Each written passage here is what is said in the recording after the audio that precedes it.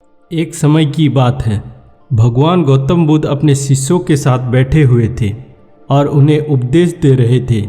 तब उन्होंने अपने शिष्यों से कहा, क्रोध इंसान का सबसे बड़ा दुश्मन है। क्रोध करने वाला व्यक्ति खुद को हानि पहुंचाता ही है, लेकिन दूसरों को भी हानि पहुंचाता है। वह प्रतिशोध की आग में जलता है और अपने जीवन को बर्बाद करता है।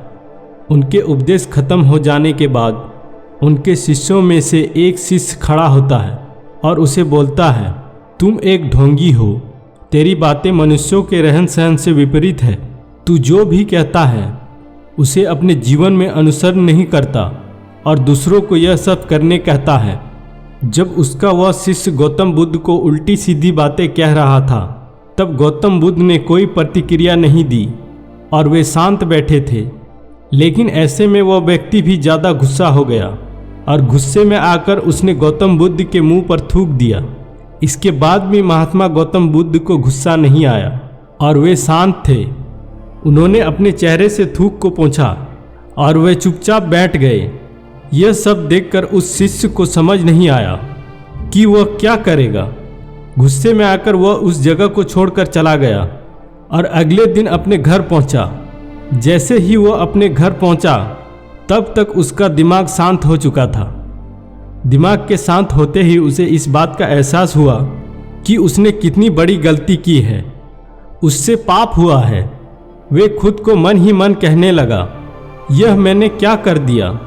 मैंने महात्मा बुद्ध का अपमान किया है। ऐसा पाप मैं कैसे कर सकता हूँ? मैंने बहुत बड़ी गलती कर दी। मुझे जाकर उनसे माफ़ी मांगनी होगी।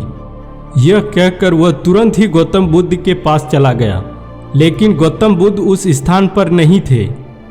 ऐसे में वह शिष्य जगह जगह भटक कर उन्हें खोजने लगा। जैसे ही उसे महात्मा बुद्ध मिले, वह उनके पैरों पर गिर गया और उनसे कहने लगा, मुझे माफ़ कर दीजिए, मुझसे गलती हुई है। मैंने आपका अपमान किया है। मैंने यह बहुत बड़ा पाप किया है। यह सब देखकर गौतम बुद्ध ने उनसे कहा, शांत हो जाओ।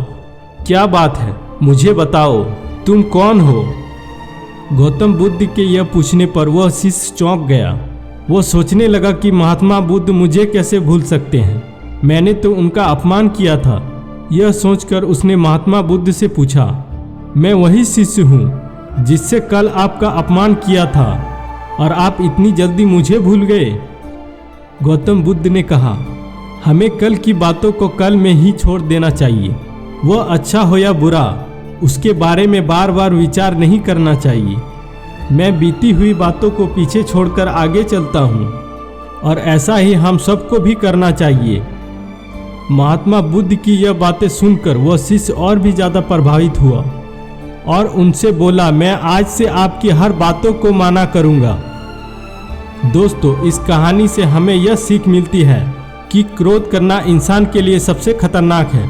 यह मनुष्य का सबसे बड़ा दुश्मन है जो उसे बर्बाद कर सकता है।